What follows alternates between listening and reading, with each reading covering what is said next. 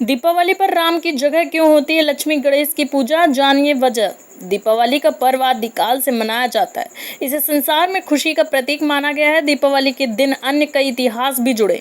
भगवान श्री कृष्ण इसी दिन शरीर मुक्त हुए थे। जैन मत के अनुसार अंतिम तीर्थकर भगवान महावीर महर्षि दयानंद सरस्वती ने दीपावली को ही निर्माण प्राप्त किया।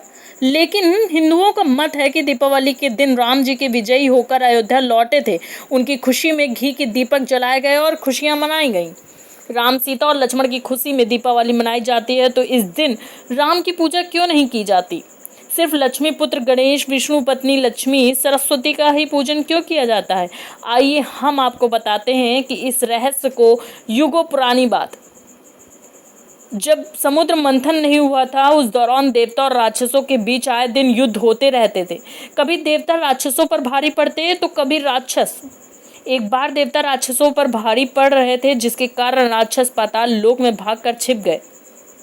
राक्षस जानते थे कि वे इतनी शक्तिशाली नहीं कि देवताओं से लड़ सके, लेकिन देवताओं पर महालक्ष्मी अपनी कृपा बरसा रही थी।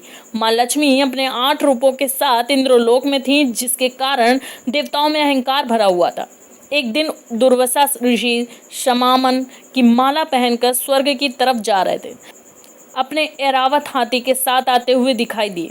इंद्र को देखकर ऋषि प्रसन्न हुए और गले की माला उतारकर इंद्र की ओर फेंकी।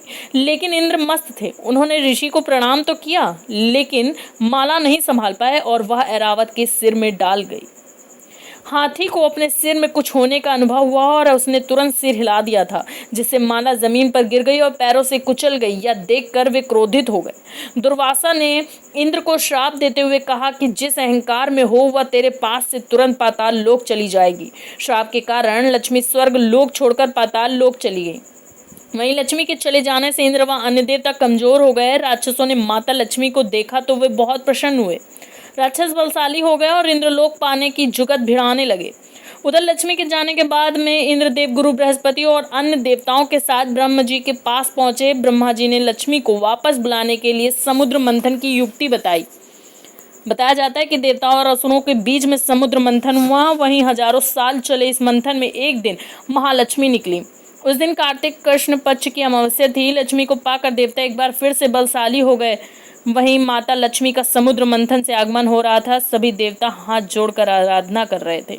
भगवान विष्णु भी उनकी आराधना कर रहे थे। इसी कारण कार्तिक अमावस्या के दिन महालक्ष्मी की पूजा की जाती, साथ ही रोशनी की जाती है। लक्ष्मी के मैं में कोई गलती ना कर दे, इसलिए सरस्वती और गणेश जी पूजा होती है।